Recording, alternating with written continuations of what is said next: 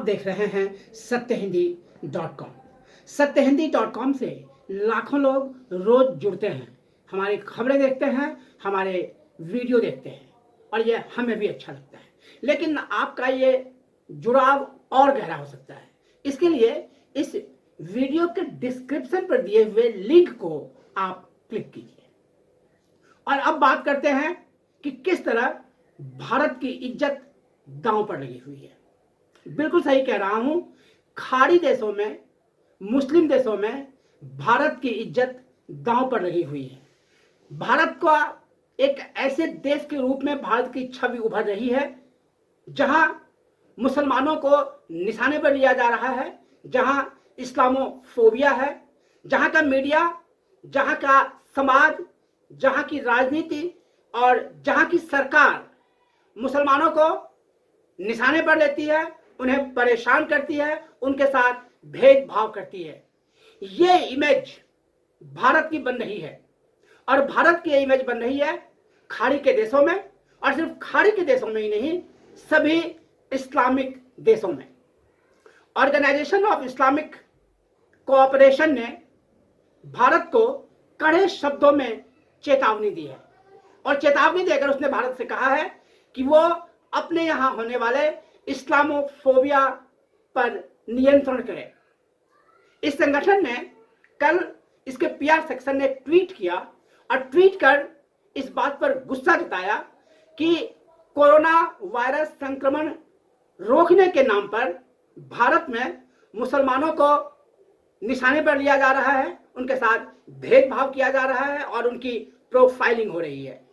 और भारत से यह भी कहा गया है कि वो इस पर तुरंत रोक लगाए।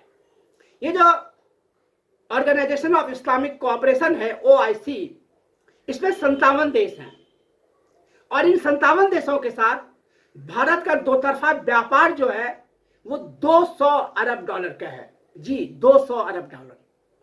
सिर्फ खाड़ी देशों में भारत का बहुत बड़ा व्यापार है।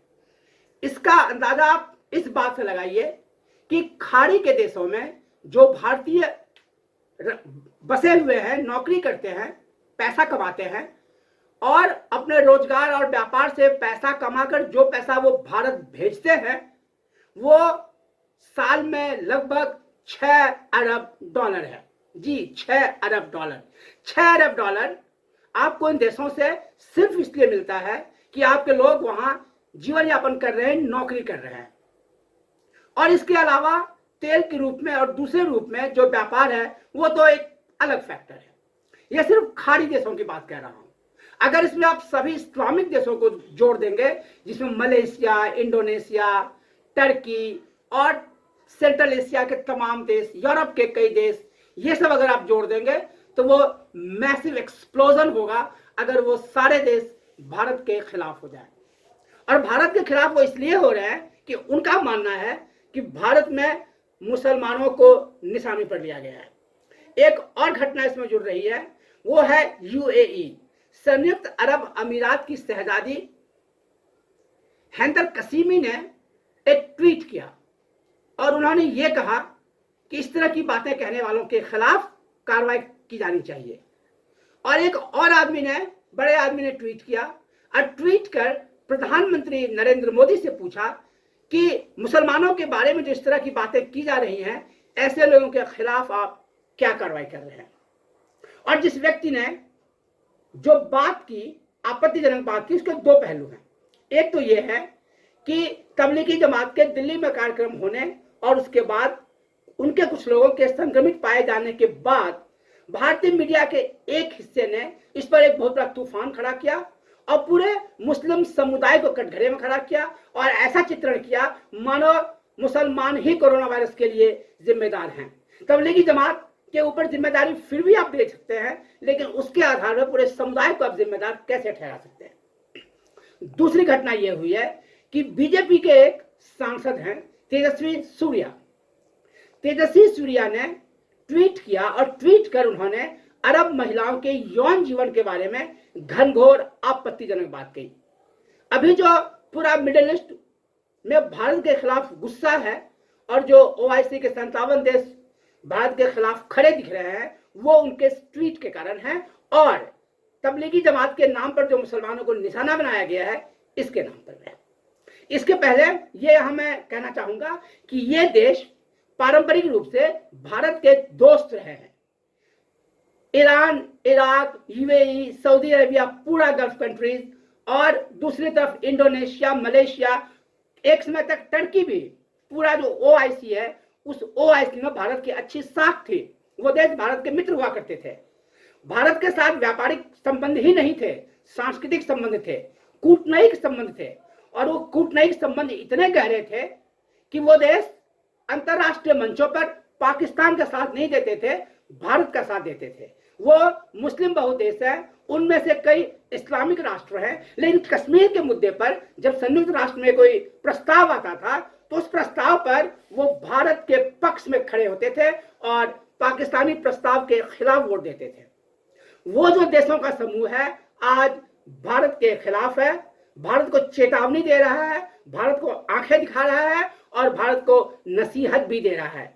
और थोड़ा निष्पक्ष होकर सोचा जाए तो इसमें उनकी चिंता वाजिब भी है, उनकी चिंता जायज भी है। यह सच है कि भारत के कुछ दिनों से भारत के मुसलमानों को निशाने पर लिया गया है। यह सच है कि सत्तारूढ़ पार्टी के सांसद ने मुसलमानों के बारे में घनघोर आपत्तिजनक बात कही है, और तेजस्वी सूर्या ने जो अरब महिलाओं के बारे में कहा वो तो कहा ही, उसके पहले भी वो इस तरह की बातें कहते रहे हैं। जैसे कि जब सीएए का पूरा विरोध हो रहा था तो उन्होंने कहा कि सीएए का विरोध पंक्चर बनाने वाले करते हैं। उनका इशारा मुसलमानों की ओर था। जब शाहीन बाग में मुस्लिम महिलाओं ने लंबा और शांतिपूर्ण प्रदर्शन किया तो उन्होंने ट्वीट किया, उन्होंने ये कहा कि अगर बहुसंख्यक समाज नहीं चौकन्ना रहे, नहीं चेता, तो भारत में मुगल राज आ जाएगा। इसके पहले उन्होंने एक बार यह भी कहा था कि आतंकवाद का कोई धर्म नहीं होता है, लेकिन आतंकवादियों का धर्म होता है, और यह ज्यादातर मामलों में इस्लाम होता है। इसी तरह उन्होंने एक बार यह भी कहा था कि मोदी जी देश को मजबूत करने में लगे हुए हैं और जितने राष्ट्र विरोधी हैं वो सब एकजुट हो गए हैं मोदी जी का विरोध करने में। मोदी जी का विरोध करना राष्ट्र विरोधियों की ताकत को बढ़ाना है, उन्हें मजबूत करना है। तो तेजस्वी सूर्या जी ने मोदी जी के विरोध को राष्ट्र विरोध करार दिया। उन्होंने सीएए का विरोध करने वालों को पंक्चर बनाने वाला करार दिया। हालांकि मैं नहीं समझता हूं कि पंक्चर बनाने में क्या बुराई है। उन्होंने शाहीन बाग की महिलाओं के आंदोलन पर कहा कि मुगल राज की वापसी हो जाएगी। उन्होंने ये कहा कि ज्यादातर आतंकवादी इस्लाम से जुड़े होते हैं, और अब उन्होंने अरब महिलाओं के बारे में इतनी बुरी बात कही है कि मैं इस वीडियो में नहीं कह सकता। तो उनका उबलना, मुसलमानों का उबलना, खाड़ी के देशों का उबलना, ओआईसी का उबलना स्वाभाविक है। आप देख रहे हैं सत्यहिंदी.com। आप हमारे फेसबुक पेज को लाइक करें, फॉलो करें, हमारे ट्विटर अकाउंट को फॉलो करें और सब्सक्राइब करें हमारे यूट्यूब चैनल को। सत्य हिंदी के और वीडियोस को देखने के लिए हमारे यूट्यूब चैनल को सब्सक्राइब करें और सीधे नोटिफिकेशन पाने के लिए बेल आइकन दबाएं।